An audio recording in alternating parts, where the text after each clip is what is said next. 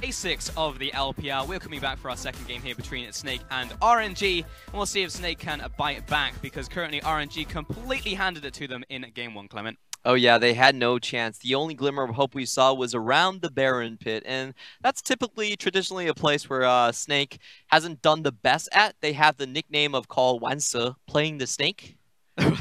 Yeah, that's a meme for Snake, and it means that they fail at the Baron pit. So that, you know, in the past they typically had a good early game, and then around the Baron pit didn't do well. But actually, in that previous game, the Baron pit was some place that we felt that they did have some success. The first thing was that they were never caught in the ramps. They always went into the Baron pit at good timings when it was very awkward for RNG to either finish or turn around. So we like that from them, but just a little bit too late, especially for the bot lane. Yeah, exactly. And it also might be around just Baron, because they also played it well around the Herald. Yes, it was a bit of RNG letting them in, letting them walk up and then smite it away, because that was the most lackadaisical smite I've ever seen in my life. It was literally S1 just walks up and smites and it's like, it's mine now, and then leaves. Yeah, pretty much. Like, okay, but yeah, he had no hands to do the smite. Like, he had one hand on Honeydew, and he was like had another on his flow, and was like going around like, smite, I'm out, peace.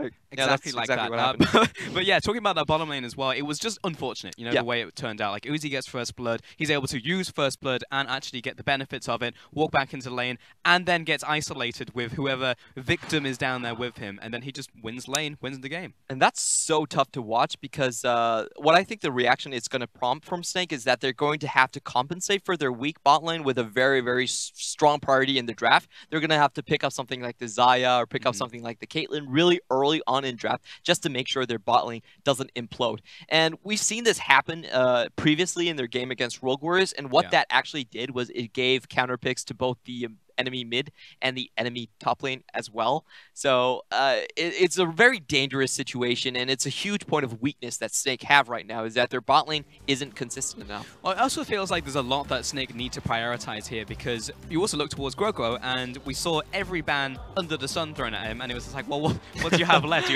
you have anything left in the tank in the mid lane? He brings out Galio, which was okay, but obviously he wasn't adept at the champion. And we have to talk about, there is a reason why he was able to secure a Galio after 7 mid lane bans and on the last rotation of blue side. There is a reason for that. He's not a big Galio player. Other teams understand that they need damage from Guoguo, and if you put him something purely supportive, then you attack their bot lane, you crumble their bot lane, their team doesn't have damage anymore. So RNG are willing to let him go on those champions, and that's also another reason why we don't feel like Snake is a strong team on 8.4. Ooh, hello.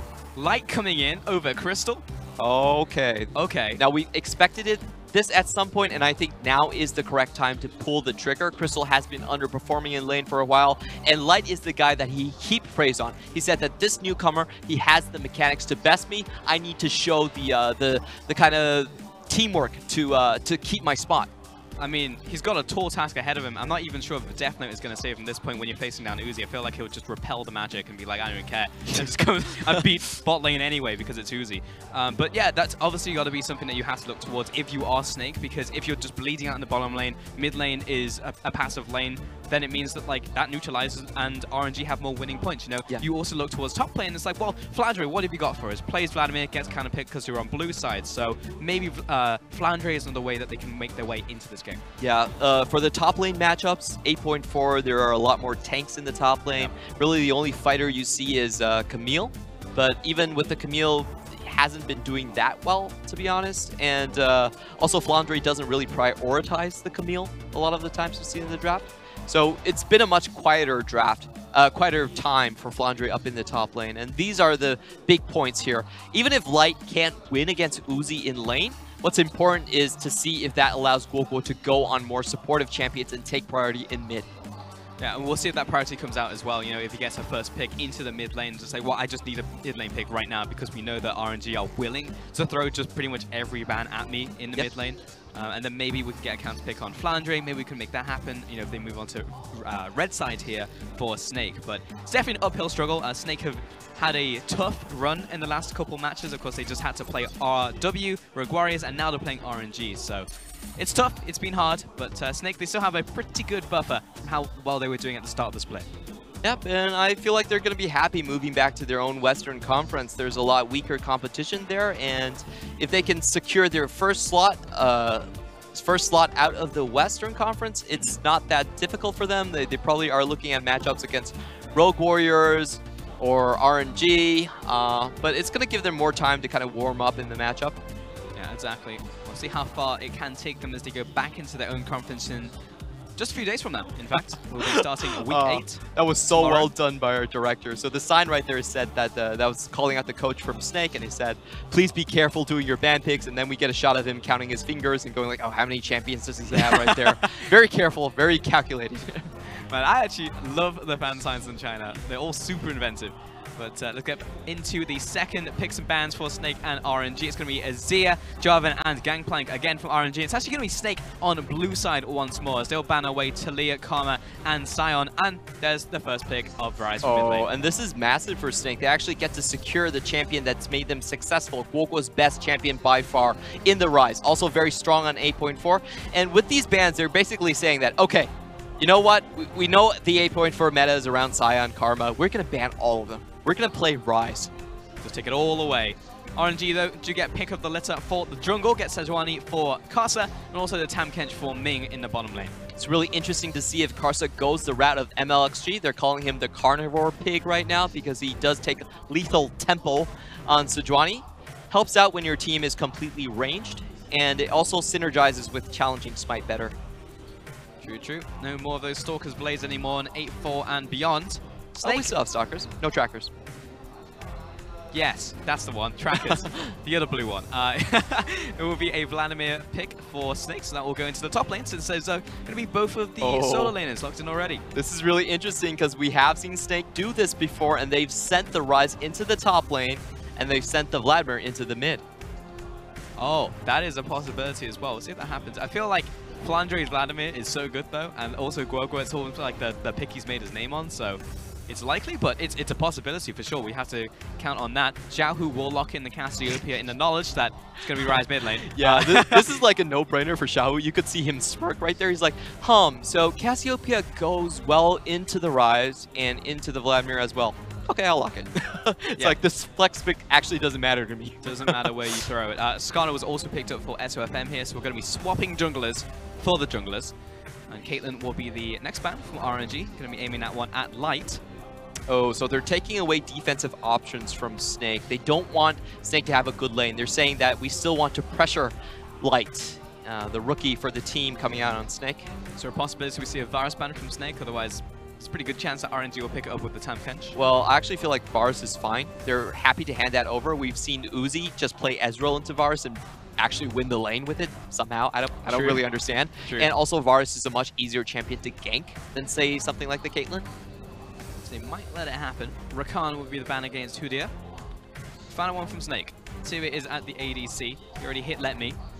What do they not want Uzi to play? What do they not want Let Me to be picking up here?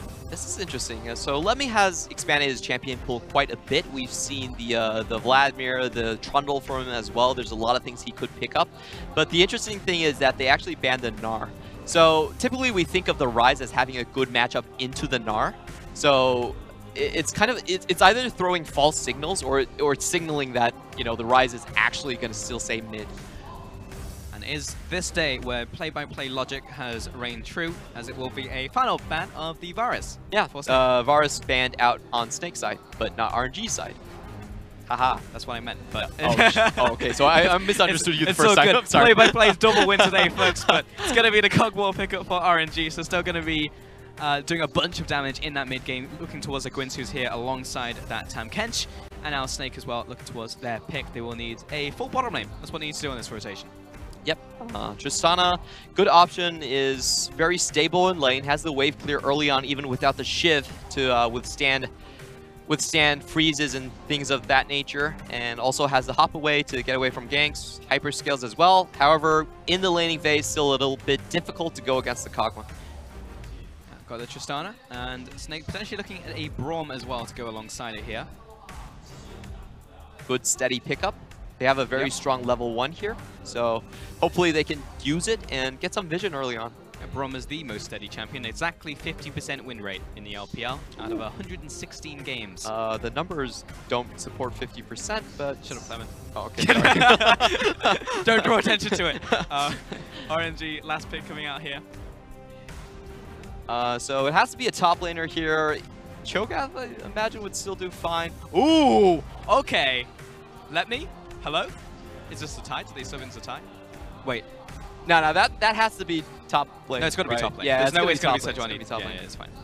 But let me actually moving towards the carries. That's what you were talking about earlier, Clement. It's like actually wants to go towards actually just not being a tank in the top lane. The and just doing champion nothing. pool from RNG, especially in the top lane, has been mind-blowing. So they've sent like Swain in the top lane, you know. They're styling on it. In our interview with Zatai, he says, oh, you know, I have sleeves full of champions. I have tons of things that you haven't seen, you know. Yeah. Why would I play Sion? If I wanted to play Sion, they could just play Let Me. So, but we've seen Let Me really expand his champion pool after Chinese New Year, going into a lot more of those 1-3-1 compositions, and they're doing it here again. They have a very good 4-1 type of comp. It's actually super interesting. I was reading a comment in Twitch chat. First off, like, Twitch chat. But then I was like, wait, that's actually a really good question. If you have Let Me and then Zatai next to each other, but they both play like the same champions, then how do you actually choose which top laner you want? You know, it's like, don't you want a top lane where you can diversify and have one guy who's specifically really good at tanks or one guy who is really good at carries, then use them on and off when you need to? I think so far, though, that RNG is probably favoring more towards Let Me. What they want Zatai for is, okay, so Zatai is a legacy player. He's been around for a long, long time. You're not sure, like, getting a guy like that, how long he's actually going to last in terms of his career-wise. A lot of these players, when they get to, like, 25, they want a family, they want to start streaming and stuff like that. So the reason I see Zatai being on the team is for experience and for kind of, like, tutoring to Let Me. Yeah. They still want to go with Let Me, but they want him to expand his pool. Kind of like future-proofing. Yeah. Getting ready for the future in this one. But Snake and RNG, we can see their full compositions once more. And Uzi, he's on another Gwynsu's Rage Blade champion in the bottom lane. He's also got a protection from Ming as we head into this game. And we get the treat of a Camille in the top lane for Let Me. We'll see if he can actually put the hurt down onto Flandre's Vladimir as we get onto the Rift for game number 2 between Snake and RNG in the Snake Pit.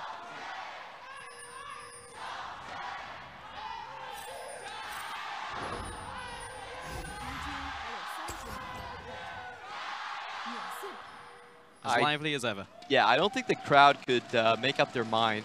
Most of the chants were still for RNG, but a bit of the hometown pride coming out and chants of Chongqing as well. Oh, yeah. Would like to visit one day. I know one of our Spicy hot bots. For Culture Shock. We're on to the Rift here, and pretty much just fanning out. We're actually seeing no real invades from either team. We did see in that first game, RNG went for that deep ward on red side. They pushed into the red side jungle on a blue side. I definitely could have said that in a more concise way, but you, you know what I mean. I get it, yeah. So last time RNG's coach, they defeated OMG. OMG is also in Chengdu, also known for their hot pots. And the coach basically told everyone to prepare their butts. We're going for hot pots tonight. It's pretty funny. I know some players who are very much adapted to that. Pepper literally changed his name to Pepper because he likes spicy food. And they have spicy hot pot as well. Yep. So after like going, MLXG said, I probably named myself the wrong thing. Didn't enjoy that so much. But now it's kind of stuck. You can't change away from MLXG at this point. Yep. You are MLXG for the rest of your life. And you see mid lane getting pushed in, so Jiaohu, he gets the option of the, I would say this is a double counter, because as you were saying, like he can play into the Vladimir, he can play into the Ryze with his Cassiopeia. It's going to be the Ryze in the end, but just a really good matchup for Cass. Yeah, very strong pick. It was discovered that the mana refund you get from Presence of Mind actually increases your mana. So it doesn't really work literally how refund should work. Yeah. So people have been playing with the level 2 advantage very harshly. They want to punish Ryze super hard early because you have infinite mana. Why not? I believe that was a FLICKR quote, wasn't it? Yeah. Like, yeah. To get a Presence of Mind. Kill a minion, just get mana back. Karsa, he's going to be able to step up here onto this blue buff, trying to contest the one away from SOFM. Now, this is a rare sight, where SOFM is the one who's being counter jungled, but currently Karsa is still putting down the pressure. He does have the Spire, though, so if it's just straight down to a fight, SOFM should win. But SOFM also gets the smite down onto this blue buff, and now he's going to start chasing Karsa. He might actually... Oh, what? And it's going to be flashed after. SOFM certainly going to pick up the kill now. Last auto attack comes on, and Karsa scratches his head. That's the first time we've seen Karsa fail like that. That's one of the reasons you don't want to go up against a Skarner when he has his Spire up. That's 40% extra attack speed that the Skarner gets. He also gets infinite mana. So I think Karsa was pushing his luck way too much in that situation. What a time to throw up Xiaohu, 300 games and try and distract them from the fact that his face is now just planted in Summoner's Rift. Yeah. So unfortunate, and that's going to be the jungle swinging over massively now to SOFM. He was able to go in, pick up Raptors for free. He's going to be a very happy little Skarner. So yeah, we're going to enjoy the fail once more from Karsa. Let's get some slow-mo. Yeah. It should slow down right here. Oh, there we got it. Oh, that was so good from the director. Good job. 10 out of 10. That's SOFM. I mean, of course he's just going to kill him from here on out. Oh, that heal was worth it. I like that heal from Cool. Yeah, for the extra movement speed. Yeah, no, it gives you 50% extra gold off the kill. Oh, for the assist as well. Yeah. The assist gold, you always want to get the assist gold because if it's a solo kill, it actually gives your team less gold. Sure. Yeah, so first blood, that means a 600 gold swing over to Snake, and good use of the heal. Like, get extra gold for the team, why not? Yeah, really good stuff as well. And plus, extra bit of movement speed, so we'll be able to catch up. And SOFM, hey, Karsa, get out of my jungle. You already know what happens. You try and contest me 1v1. But both junglers kind of passing by each other right now. Karsa moving back up towards the mid lane, and he's still continuing to be aggressive, even though the way that the first blood went has actually caught up in terms of farm. He's not too far behind SOFM. He's just behind in terms of experience now. Yeah, I'm pretty sure we haven't seen Xiaohu say a single word for the past minute. We've had the cam there for about a minute, and he doesn't look very happy. I don't think many mid laners would be pleased. It's just like, what house is 2v2 Joe gonna do? Gonna go Karsa? Well, I just died, so we're probably gonna be losing. It's like, play on the right side. Skarner has full control of the left. That's basically just a heads up. Yeah. But we can see Karsa's continually going aggressive into the enemy jungle, and that is because of the Xiaohu matchup he has with the Cassiopeia over the Ryze in the mid lane. It also means that bot lane is not going to be as horrendous as it was last time around because Uzi was trapped in this 2 versus 2. Now, SOFM might actually be able to go down there at level 6, try and make something happen. Though it does seem like Uzi once again has control over the lane by virtue of being Uzi. Yep. It's actually a virtue of being Kog'Maw. You do outrange the Tristana early on. Tristana is a champion that doesn't... she scales with levels, so she needs to go much further into late game to get her range up. Early in laning phase, however, very easy to pull you out. Flange is going to be careful on the top lane. He's definitely in kill range, so he has to be fast on the trigger finger with a Sanguine Pool. Those minions were RNG fans. They definitely were. Save the president.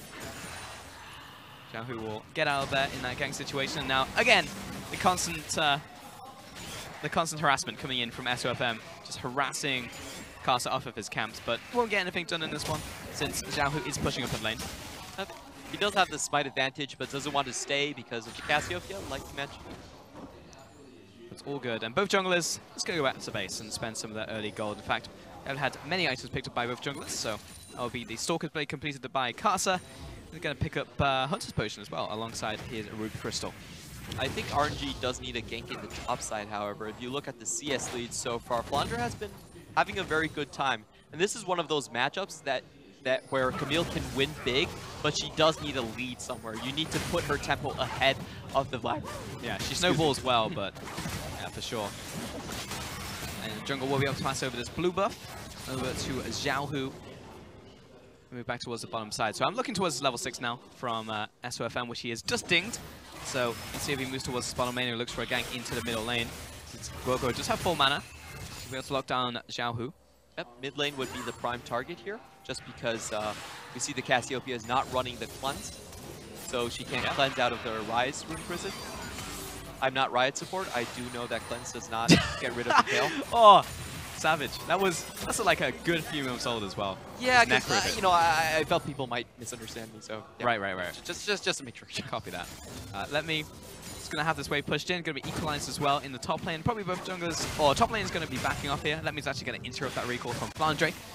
Back into his bottom lane. Neither bot lane has gone back to base yet. So it seems like Uzi's pretty much just going to get to the point where he can just one-buy Quincy's Rage Blade. Yeah, pretty much. And that range lead that Kog'Maw has over the Tristana will continue into the late game. Yep. The Kog'Maw does have 710 range. Here's the gank we said. In mid lane, Skarner's looking to catch up, turns around. Nice juke, SOFM on the point-blank turnaround. And now Xiaohu, he's locked up. Guogo, can he get the kill? It's going to be close. SOFM may pay with his life. Last auto attack. Rice picks up the kill, and Karsa, he's in place and will be chasing down Guogo. He doesn't have any mana left. In comes Flandre. Let me chasing down Guogo. Ultimatum. And that's going to be the kill. Now Flandre, he's on the run, and this is open ground against two members of RNG. He will be able to chase him out. Double flash comes in. He's coming once in again with the hook shot. Turns around. Flandre, he has no way to get out. Make that the second kill coming in for Let Me. Oh, wow, that was so well played by SOFM at the start of that. He actually turns away and then jukes out the Cassiopeia ultimate. Still unable to clean up the fight, though. That was... Actually, that was pretty surprising, to be honest. Yeah. Like if you dodge an ultimate, but still aren't able to win the fight. Let's watch it again here. So the big difference here is that Xiaohu does have his blue buff, so he should be able to dish out more damage. Good flash engage from Karsa. Does block out some of the damage from Guoguo standing between his mid laner and the Rise.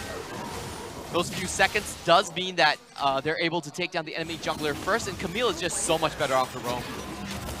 Yeah, ultimatum for the kill. Top lane, Flandre is just going to die again. Flandre dying into Flandre dying. 2 kills in not so many minutes. Ooh, and this is huge for Camille. This basically means that she has full control of the lane. She can get her sustained earlier in the Ravenous Hydra and start her split push. Big move from RNG. 4 kills now to 2, getting that early game gold lead once again. That was such high-level play in the 2v2. Well done by both sides. Like Karsa blocking out the damage from Guoguo and just the look back. Yeah. From SOFM. Looked like Skona dabbed. He's just like turned around. He's like, and then turns back around. I'm sad that the people at home didn't get to see that, but that was for sure. Super good mechanics coming out from SOFM. And they say that junglers have no mechanics. So, well played in the 2v2, but in the end, RNG did pull out ahead. They have this Cassiopeia scaling up towards that mid-game along with Uzi as well, so they should be able to get towards these item flanks and start to pressure some of the objectives. It is a Cloud Dragon going to be first up, and of course, Herald, there's no RNG on that one on top side, so RNG, see if they can get out onto the map and try and extend this lead. They do have the advantage in the mid and the jungler at this point. A lot more kills coming over, so they should try to look for more fights in terms of the top side. The bottom side, we have the Cloud Drake. Going from Karsa, lands the prison, and Guogo, he's already dead. I mean, I appreciate the attempt at the round warp, but not going to get out of there. Now SOFM is trying to scuttle away, has to get all the way back towards his mid lane. And they are heading towards the top side once more. Vladimir is kind of in a sticky position in lane. He's going to have to pull back a little bit. Xiaohu pressuring now into the jungle. Looks like he's going to move down onto SOFM. Miasma going to make it difficult, but SOFM, he's not happy that Xiaohu's in the jungle, and he's also got bot lane rotating up. So, Braum and a teleport on top of that. Now SOFM will activate the ultimate Impale into the river, where everybody is waiting from Snake. Okay, so Xiaohu definitely overstepping right there. We can see a little smile on his face like, yeah, that was a good idea. You got me. You got me. Fair enough. And Karsa probably say, hey, buddy, we're even now. Yeah, you can't blame me anymore. We're both screwed up. But yeah, just way overstepping. And now Guogo may be about to fall to the same sin that we just saw from Xiaohu as he steps up in the mid lane, sticks around, jungler comes in, bot lane rotates. Oh, and RNG are pinging for that mid tower. They don't mind trading the bot for the mid. That's a huge win in their eyes. And this is going to be massive if they just pick this tower up. Do they have enough time, though? Because they only have 3 caster minions. Yeah, probably not enough. But they are sending Xiaohu towards the bot lane. Yeah, bot lane's also going to take a fair beating. Xiaohu coming down here. Karsa in the river. See if they can make this 2 versus 2 happen. Karsa doesn't have the ultimate primed, doesn't have the summoners either, but he's going to give it a shot regardless. He's going to flail, looking to lock down onto... Oh, that was unreal! Coming in from the Sejuani, locking down Light. Now Xiaohu is able to chase down. Twin Fangs coming through, and Light finally comes out with another rocket jump. Hudir is he able to make this happen? Flash comes in from Ming, looking for the tongue, but misses it. Hudir still backing away behind the tower, and holding the door open, but Xiaohu doesn't have the damage. Oh, that was such a good no-fly zone coming out from Karsa. Grounding Light, but unable to finish off the kill. It was just a couple seconds off of that Glacial Prison. Yeah, that was so sick coming out from him, but in the end, unfortunately, will not be enough to secure a kill. They push in the bottom wave, though, so that will be farm denied. And in the end of that chapter was the mid lane tower did not go down. So while it's a lot of damage coming in from RNG, no tangible objectives. As a jungler myself, I really like seeing that. It's like, no one's around the wave. Too bad, I have to pick this up. You're not a jungler, you're a top lane, mate. I used to play jungler. Okay, fair enough. Like current Clement, present Clement. Not a jungle main from what I've seen. So take a look at the gold advantages currently. Mid lane, small advantage. Obviously, there's not going to be massive differences right now in the game since you're basically equal gold. There's 1,000 gold advantage to RNG, so pretty much evenly spread. The biggest advantage I can see is in top lane here for Letme, so there's 2 kills and 1 assist. Yep, and that matchup really isn't going to heat up until Letme can get some sustain on his own. He could also trend more towards the Titanic build and go for try to look for more catches, which is what he's doing right now. He's actually grouping up with Casa, seeing if he can find something with that ultimatum and the Casa combo. Should be able to lock them down, hit the Glacial Prison there. Scary thing from RNG, they can win top side and bot side. Letme pops the ultimate, comes down, and FLICKR, he's trapped inside the ultimatum, even in the Sanguine pool, jumps away, and the stock comes down. So good from Casa, and he's even the gentleman. Holds open the door. You really like Gentleman. That's the second time you said that this cast, but in the bot lane we do have a return play from Snake, which I assume we're going to see a replay of.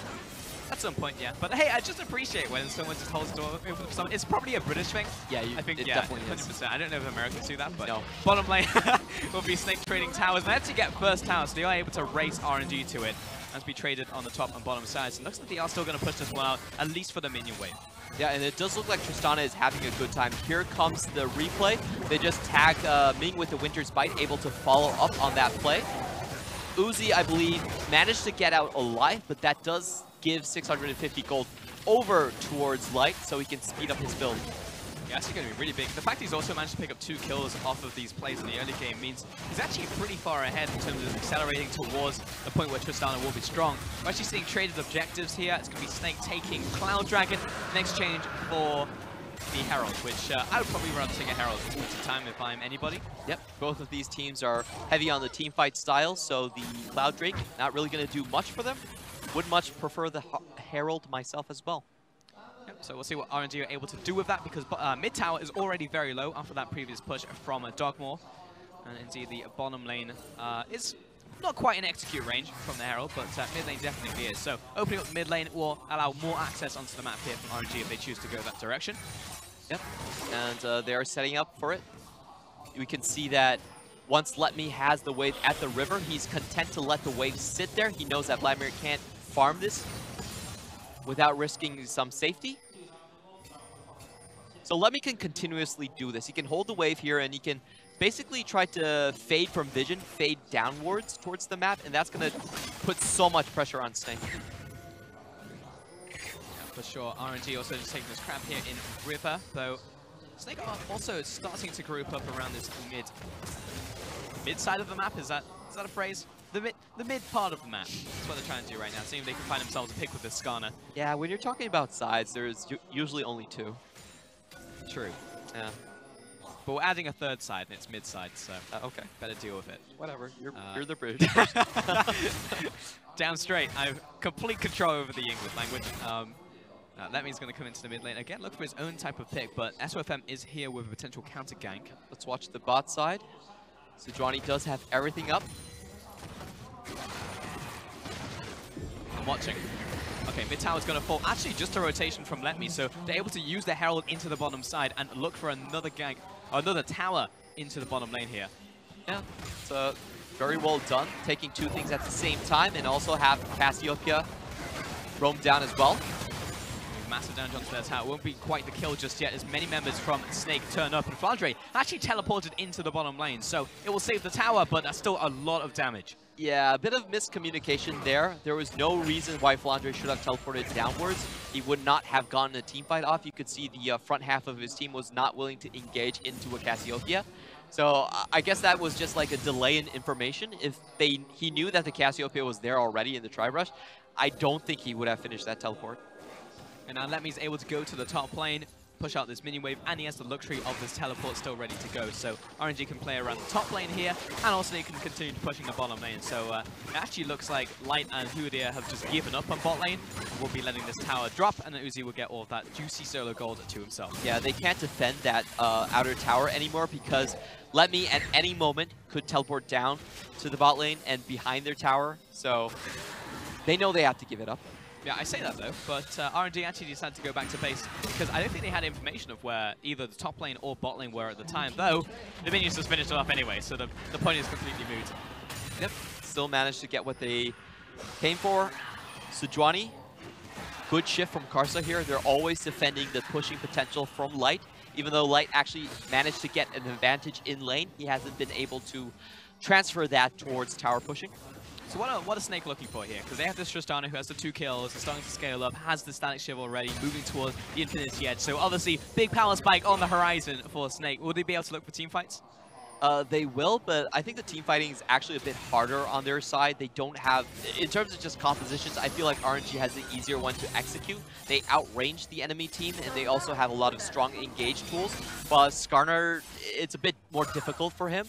So what I think Snake is going to eventually do is try to group up and suddenly do a catch. This is something that we see in most of their games. They're very good with the Realm Warp. That's why it's Kwoko's best champion. But the question really is can Kwoko kind of get a split push lead? Because if he can get a split push lead, that means he can leave lane earlier, and that means he'll have more of a time opportunity to make catches.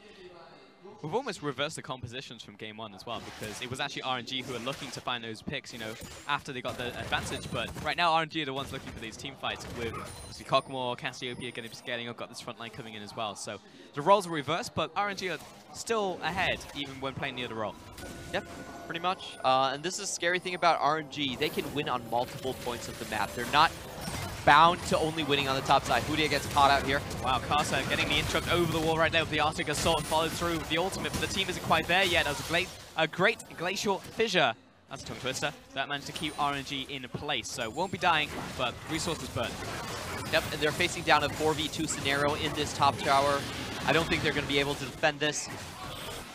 RNG step up, there's the Miasma, making it very difficult, and SOFM is around the side, but the only person right now who's really allowing themselves to be captured is the jungle, which he'll go for. He'll drag Karsa into the team, but he's only down to half right now. Yeah, that actually relieves a lot of pressure on RNG's side. They know that the Skarner ult is down. Karsa, I'm sure he doesn't really mind being taken for a ride there. So it's okay. Yeah, it's fine. I mean, he doesn't have the Warmocks, but he's still Sejuani, he's still very tanky, and he had a bunch of potion stacks to chuck through from his Hunter's Potion, so he's going to get back to full health relatively shortly anyway. Though just give an opportunity for Snake to step up to the Baron Pit and place down some wards, so RNG will have to come in and sweep those away, as the Baron has now spawned. And that team fight is a pretty good preview of what we're going to see continuously in this game. I think RNG, if they stand their ground, they have a better composition in terms of the 5v5. It's up to Snake to be creative. They're not going to get a straight-up engage from Skarner. That's never going to happen. He has to walk up to someone, and it's most likely just going to be Karsa he grabs, so it doesn't work that well. So I think that Snake is still going to look for the catches. And the main thing that's holding them down so far has been Kwoko not being able to have priority in his lane. He's always been kept behind by Xiaohu. That, and there's also Tam Kench on the enemy team who has a Quicksilver Sash. So as long as Tam Kench is in the right place, we'll be able to eat up anyone who's being targeted by SOFM, or if he's targeted, then well, he's got a QSS. So it's a win-win situation for RNG. Not going to have to put any of these carries builds behind. And hopefully next time we see an objective, we'll see 3-item Cogmore, 3-item Xiaohu. Again, we can see that Light is not willing to venture too far into tower pushing. Whenever the Sejuani is unseen on the map, that could be a sudden glacial prison and him exploding. So playing it very careful on Snake's side. Yeah, for now, just kind of stalling it out. I feel like Baron will be a major objective on the map shortly, but we're just kind of scaling up, getting to those power points where the teams really want to fight over. And continue clearing out these mini-waves. Yeah. I feel like Skarner is always very, it's always very awkward when you play Skarner into a Cassiopeia. You're running into her, it's like, I want to catch you. It's like, but I don't want to look at you. So it's kind of like blind driving. Kind of like blind driving. Yeah. Oh, I see what you mean. You want to be like facing forwards. Yeah, but Also not looking. really facing forwards. You can only face forwards with the ultimate. Yeah. Yeah. But we've also seen some SOFM. He's got like the dab maneuver down. Like he can turn around real quick and then go in with the ultimate. It would be so cool if Skarner could drag people. Oh, let's go to the fight. Well, he's dragged to Johnny right now. Drags in Karsa, it's a constant lockdown, but there's Ming. Once again with the Devour. Teleport going to be cancelled in from Let Me. And this is Snake trying to get a catch. Their composition 5v5. They don't have a lot of opportunities to go on the enemy team. They're going to look for a scenario where Camille isn't there. Re-engage out from Karsa, lockdown onto Hoodia. In comes Let Me from the bot lane as well, and Hoodia is going to be completely assassinated along with Flandre. Hextech ultimation keeps Guoguo in place. He flashes over the wall. SOFM and Light running for the hills. An RNG, a massive win. Snake overstaying their welcome right there. Expended a lot of ultimates, but still decided to push onto that mid lane tower. A surprise engage from Karsa, and also great coordination on the side of Let Me, coming in at the exact right moment, finishing off the kills and then trapping everyone in the Hextech ultimatum. That's going to turn into the Baron now from RNG. There is a push in the mid lane. And actually a Realm Wolf over to Blue Buff right now from Guoguo to try and secure at least an objective. But RNG with the Baron, this will be a massive swing for them here. 24 minutes into the game, this will be a major goal swing if they can start knocking down some of these inner towers. I like how Guoguo brought Skarner along with him. He's like, you know, this might be a little slow. Use the smite. That'd be great. We can see the Karsa re-engage coming out from Karsa at such low health. Yeah, so Snake thought that they would retreat, but 2 flashes used on RNG's side to lock them down, and also Let Me. Great, impeccable timing coming down from the side lanes. Unsung hero though, Light, using the Buster Shot on the Camille to knock him out of the Hextech ultimatum, means that his ally Guoguo will be able to get out scot-free. It's not really a true ultimatum. There are ways out of it. Yeah, true. Yeah, just like kicking the Camille out, but I guess he could do that on the negotiation table as well. So yeah, ultimatum still. Yeah, I guess so. But in the end, I mean, it would have just been an extra kill, and to really add insult to injury there, Guoguo did manage to pick up the blue buff though, so that is a small thing over to Snake right here. But RNG, they're setting up. They have the 1-2-2 currently as they are pushing in multiple lanes. I always crack up when casters do, like, you know, there's 3 ways you win the game. And it's like 1-3-1, yeah, 4-1, or 5-man. Okay. Like, you don't need to go 2-2-1, 1-2-2, like 2-1-2, 4-0-1. Like, it's not necessary. They're splitting up in all 3 lanes. They're maximizing their potential with the Baron. That's it. But it is technically a 1-2-2 or a 2-2-1. Technically. Or 2-1-2. Technically. And they're pushing all those ways. They're pushing in the bottom lane. Karsa, Xiaohu pushing back Flandre, who really can't step up to this play. Currently, it looks like SOFM is sat in the jungle in a bush. I would just like to call this a collapse 1-3-1, because there is no idea behind the 1-2-2. There is like a strategy and a general sense of what a 1-3-1 is. Okay. And, you know, there's not a lot of need to go towards the 1-2-2, because it confuses viewers. It's like, wait a minute, is a 2-2-1 the same thing as a 1-2-2? What about a 2-1-2? But I actually think it's an inverse, right? Because if you're saying it's a 1-3-1, but clearly it's a 1-2-2. Yeah, it's a 1-3-1 where they have the jungler on the side lane to take down a tower, because, you know, that's what happened. It originally started as a 1-3-1. Exactly. Yeah, yeah. So let's agree that I'm right. So RNG are going to push out the middle lane here, take this inner tower, and that'll be a second inner turret now from RNG, and they are starting to increase this Baron power play. Let Me setting up the wave as well if they want to rotate up there. Okay, and RNG executing the 1-3-1 correctly. Yep, and Let Me, as the one, is pushing up the top lane. He's also got Ming coming in. Looks like they're just trying to take away the blue buff right now that Uzi is after, but this tower is almost down by itself from Let Me. Uzi's just stepping up, chipping away at it. So really the last line of defense coming in from Snake will be around the inhibitor towers more than anything else. Yep. However, their composition does allow them to scale further down the line, so I don't think they're going to be too unhappy of giving up all of their second outer turrets. They're fine as long as it doesn't hit the high ground.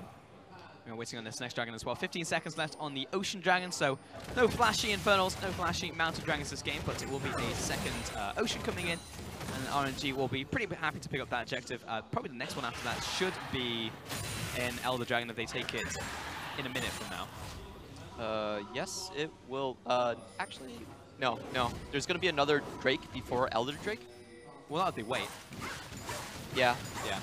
So RNG, what they want to do, then wait a little while. Yep. Take it later and Sit in front of the pit for a second, have a conversation with Dragon, get to know him just a little bit before you kill him. yeah, make sure it respawns past 35 minutes and you get the Elder Drake. It looks like they're going for it right now, so we will have another Dragon this game. Top lane is going to be exposed here, though. Quovo is pushing up into the top lane along with SUFM, and Lemmy's just kind of sat here by himself on this lonesome. As the Dragon has gone down, so we will find ourselves another ring. Another Dragon, yeah. There will be another. It's usually beneficial for teams to wait a while, and then when your team has map control and the next Dragon is an Elder Drake, it puts a lot more pressure on the enemy team to come out of their turtle shell. Yeah. But for now, I mean, it's a bunch of time where Snake don't really have to push out. The thing that they do have to push out for is Baron, which will be spawning in just a few minutes from now. So RNG, they do have a way to drag them onto open ground where Snake will have to try and contest them. And then it will really just be down to who can play the team fights better. And we already spoke about RNG looking really good right now. It's all about how Snake is going to find a catch. Here they go. They're trying for it. Coming into the bottom lane. It's going three-man collapse, but Xiaohu destroys Flandre. The rest of the team comes in and Ming saves him. Now looking for the chase down. Carter, the three-man ultimate. Three-man ultimate. Uzi from the sidelines. Buster shot in the way, but the rest of his team is in tatters. Carter chasing down 2 more kills to RNG, and they are not done. They are chasing into the base right now. Let me looking for another pick. Now they turn around. Minion waves here. This is going to be an in-hit. RNG just read what Snake wants to do so well. They know they want to find a pick somewhere on the side lanes. They were prepared for that. Ming comes in an instant, and Xiao actually manages a solo kill. RNG, they're actually looking for more than this. They jump onto Light with a Hexag ultimatum. Down goes the ADC. Goodbye to the support. Looks like it'll be good night as well as SOFM if he approaches. Minion waves here, dual Nexus turrets down, and not even half an hour into the game, RNG 2-0. They escape the Snake Pit alive, and they kill the Snakes. And they do it with such style and posture. They're able to complete their 1-3-1 composition, able to defend all the punches that Snake wants to throw at them. They have a better 5v5 team fight scenario, but they know if they play the 1-3-1 correctly and defend correctly, they can get more out of their Barons. Complete demolition there from RNG. The crowd going absolutely berserk, bananas, bonkers in the arena. Yeah, and all of the fans still very happy to see RNG rising out of the ashes before Chinese New Year and just becoming this strong team we're seeing right now. The top 3 teams in the LPL currently. I will say that of all of your metaphors today, that was the most beautiful one. The Phoenix rising from the ashes of Chinese New Year. RNG take the bow right here, well deserved in Chongqing. We can see a lot of RNG fans, even in the Snake Pit. But worrying signals here coming out from Snake. A lot of adjustments need to be made. Their bot lane does look better with Light, but still more problems arising. 8.4 has not been kind to them. That mid-champion pull from Goku has been gutted. There is a caveat here, though, because of strength of schedule. Snake have faced literally the best teams in the Eastern Conference recently, and while they still hold the first spot in the Western Conference, maybe we are starting to see the limitations of Snake. This is the coach coming out from RNG again. Are you ready for some hot pot? Are you ready for some hot pot? We're going tonight. Yeah, we just did Chengdu. We're going to go again here in Chongqing. The hot pot tour for RNG. Prepare your butts, gentlemen. Oh man, he went there. Yeah, but looking at Snake, it seems like we are starting to see some of those limitations. You know, it's just like the West have looked strong in terms of their top teams, but it seems like right now the Eastern Conference, the top 3, just look so far ahead of the rest of the competition. Yeah, and it's a big question, who is going to stop them? It looks like only one of them amongst themselves are going to be able to stop it. So far, 2 teams have already gone 7-0 against the Eastern Conference. They're sitting at a combined 18-0 currently, so not a lot of resistance. There really isn't. They just can't really resist right now. And the East has just looked incredibly strong so far in this split. Excuse me, it was actually 20-0 for the top 3 teams. So it's even better in the West, in the Eastern Conference against the West. So what's happening in the East, man? You got to stand up, man. Yeah, I don't know. And looking at those top teams, they just have looked better and better. You know, you look towards RNG, IG, Rogue Warriors even. Definitely more of a surprise. I was expecting maybe we need another split before Rogue Warriors would start looking good, but just came out of the gate swinging. Definitely have turned online as the split has gone on.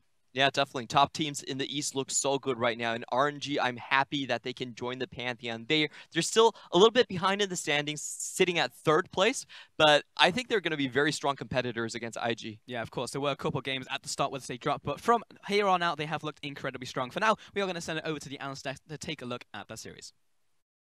Thank you so much, gentlemen, and take a look at that series we shall, Raz, because RNG are now the 2nd team to go through cross-conference without dropping a series. Holy cow. You know, we say the East is the beast, but now we've got 3 teams that are looking absolutely terrifying on that side of the standings. 100%. And it starts on the bottom side of the map because when Chinese New Year is completed, guess who came in? Oh God! Hold on, I have this. Right. I have You're this. being tested for this. You failed. All right, it's Uzi. Ball bear. Oh, okay. Okay, yeah. that works too, by the way. Yeah, he is a bear. So you're trying to get past that bear, and a lot of AD carries cannot. So a lot of the times we were talking about CS difference within the lane. AD carry after AD carry. This time around it was Crystal in game 1, getting absolutely smashed. They bring in Light. Yep. And he actually did fairly well. I actually appreciated how he played. Only difference in this is that a lot of the style of RNG was a little bit pushed back. They had more confidence in their scaling, so they didn't mind that a lot of the early game was not really dictated by them. Yeah, that said, though, we would have to take a look at Light performance just a little bit more closely before we get into breaking up this match, because seeing Light come in, we've seen some weaknesses from Crystal against the likes of SMLZ, now against the likes of Uzi, 2 exceptional AD carries. Snake, they did well in their own conference. Now they're going back into their conference, assumedly to make playoffs with just a few more wins, but if they want to advance past playoffs, if they want to start looking internationally, start looking at the finals and semifinals of the LPL, we have to look towards the likes of that AD carry to step up. So with this one game from Light stepping up, can we confidently say that he fills that role better than Crystal, or do we need more tape? We'd need more tape. Okay. Just because we haven't really seen too much of him. The one good thing that I saw coming out of Light was the fact that he had that safetiness. He understood when too far was too far. You wouldn't go for an extra auto on the turret just because you recognized that the jungler was not in vision. There's no reason for him to do so without his support. So now the next step is being able to call your support a lot of times, especially if you have the early game advantage and gold, so you can start chipping down the towers. I think that's a team problem rather than a Light problem. So already, you're looking good. Need to see more from him. Yeah, well, so then let's get actually into the game and take a look at how that one ended up shaking out. Of course, it all started with the likes of that pick and ban. Again, Snake on the blue side for that one, prioritizing that rise very early on. But then the Tristana Braum falling all the way down to the bottom for them, still prioritizing the solo lanes. Is this a strategy that they can afford to continue running? Well, I mean, this time around, I think it was good for them just because they nailed down the Varus immediately. It was a major problem from them in the last game, and just holistically, Uzi's been fantastic on in the laning phase with Varus. So you have no Caitlyn, and they banned out the Varus because they don't want to give that away, the laning strength focus. So then they had a priority of Tristana and Braum. It worked for them really early on because they can roam really early to get the kills. That was proper. They allowed Skarner to do so much more in the early points of the game. They should have tried to push for more. I think it comes down to trying to get more control in the mid lane, pull the Braum out of laning phase. If they're doing quite well in pushing the lane, then Braum should be able to help out the rise in his own lane. So I think that what resources how they utilizes their resources, how they utilize their push wasn't strong enough this time. Of course, though, we do have to understand the context of that. Light coming in for his first game with the likes of Snake so far, and you would leave him alone across from Ming and Uzi down in that bottom lane and have Hujie go on up there? Later on, he was proving that he could be left alone. Yeah. And I think that early on in this game, if you leave him alone to get the Braum moving so they could get proper vision control in River and proper, I would say, pressure in the mid lane, then you unlock Rise to be able to make a proper plays that he's known for making. So that is like essentially help your mid laner, help you. They didn't really get that going for themselves. So it's fair if you didn't have much faith, or if the team didn't have much faith on Light being on his own, but he was able to prove that later on in the game. He certainly was. And again, this is something that I think Snake need to expand on beyond. They finally found themselves comfort with putting their faith into SOFM. Trust SOFM, and later on, he can trust you, or I guess it's the other way around. Help me help you. Pretty much. And here's the best thing about this, because I thought that Snake were on a decent path in this game. They even purchased 4 control wards I would say at the 21-minute mark. They recognized that Baron was going to be a thing. They needed to be prepared for Baron. All right, get the control wards out. They start sieging up on the mid lane, as you'll see in the replay. And the one big thing, you know, Light's going to have to realize, there are a lot of targets on his back. And so that looked bad for him because who's that target? It's him. He gets chunked out, he gets demolished. And so the team needs to back away immediately. They lose a lot of HP. And of course, the next focus is going to be Baron. This game really blows the door wide open for RNG because that was a great opportunity for Snake had they pushed out the lane and then moved towards Baron, but they recognized that they still needed to take the outer turret in the mid lane. Otherwise, the vision control in the red side jungle is useless. It'll get cleared consistently. So they had the right state of mind. Honestly, I would probably either say Braum either has to tank that ulti or we have to see a faster flash coming out of Tristana. Mechanically, that needs to get changed just because I thought they were on the right path. I thought they had the right mindset. It was just they got hit up while they're going to the next section. I almost hesitate to say this, but Raz, I think we can almost expand that mindset to Snake as a whole. We always call them the dark horse team. They never make it to finals. They've never won any titles. They always go so far and look so good during the regular season and then completely fall apart once playoffs rolls around. I mean, if you look all the way back, sure. We're week 7, Raz. But no, wait, you're going. If you go all the way back, sure. Yeah. But last split, they were pretty bad in the standings, and the split before that, they were pretty bad in the standings. They were just known as a pretty bad team. So this time around, this is a new, I would say, a revitalized Snake. They're still first place now, being tied with EDG, but they have head-to-head. So they're still first place in their group. It's just showcasing that East Conference so much better than the top 3 teams being able to take games on them. Rogue Warriors, Invictus Gaming, and now RNG. They all know that when you get into playoffs, these are the teams you're going to be facing. So you have to be on the ball, and it's going to be Snake recognizing that they have a path to playoffs, and they need to get back in their conference and be hitting the gym. They found the initial form. Now they just need to expand and grow beyond that to match their opponents. Of course, their opponents will take the MVP. Karsa will take the MVP for the likes of Royal Never Give Up. Not the entire team. That's Sejuani with 12 KDA. How do these people get such high kill participation? Why don't I have these players in my games? I mean, if they're just all over the map, you need to just follow them. Exactly. So here's the thing. You're right. You know what?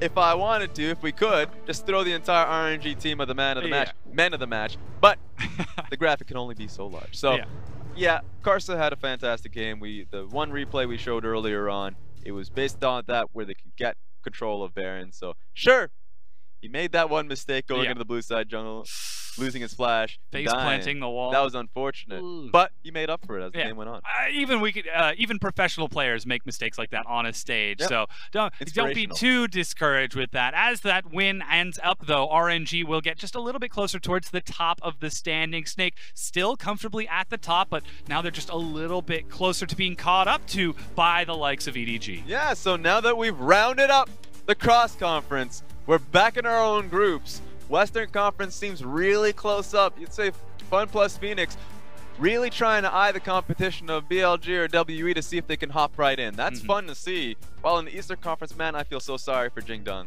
Jingdong, we've been talking them up because their team fighting's great. But Suning Gaming, RNG, Rogue Warriors, IG, all of them are so good. So I feel like the major battle here is Jingdong versus Suning Gaming. And just to be perfectly clear, if this the highlighted numbers, the highlighted teams are the ones who still have a chance to make in playoffs. No team has been eliminated just yet. Sorry, I worded that completely wrong. Those highlighted teams, if we locked playoffs there, would be the ones that go in because it's the top 4 from each conference. And it's starting to get close. Vici, they're 1 loss away from being eliminated completely. And here's the thing. There are so many games in the LPL. 6 days of competition. Yeah. Anything can happen. Yeah. Even though we have 3 more weeks, those are a lot of games to play to find yourself in first place. So easily you could have BLG hitting that gym, finding themselves back in their conference, getting first place. That would be incredible. That would be WE finding new form. That would be an incredible story. All of this is possible because there's so much you can do within your own group. Believe in yourself. Keep your dreams, and you might be able to make the impossible possible. Tomorrow, we've actually got some more games coming at you. Actually, the English broadcast will be here. It's Suning versus TOP and WE versus FPX as the East Conference returns to our first intra-conference game since week 3. Yeah, and FPX are trying to gun for WE's position. That's an incredibly important match because if they can take that win, that means so much more. Double up the points to see if you can rob them in that 4th place spot. Getting so much closer. Only 3 weeks left in the LPL as Mystic looks to take on the shotgun of LWX. Raz, I am pretty excited. We have so many excellent players in our league. Such a great time. It's really just a grand old time. A grand old time. Oh, heck yes. But yeah, that's going to be fun. Seeing Sunning versus TOP, I think that one we generally count TOP out. But in the top side of the map, we've been hitting on Marin's strength time and time again, and he's going up against Sha'al. So for me, that specific matchup looks so good. It could be very exciting, but I think that's going to do it for us. Raz, thank you so much for your expert analysis. Great job there. But on behalf of myself, Raz, the casting team, and the whole production crew, thank you so much for watching, and we'll see you tomorrow when we're back in intra-conference play.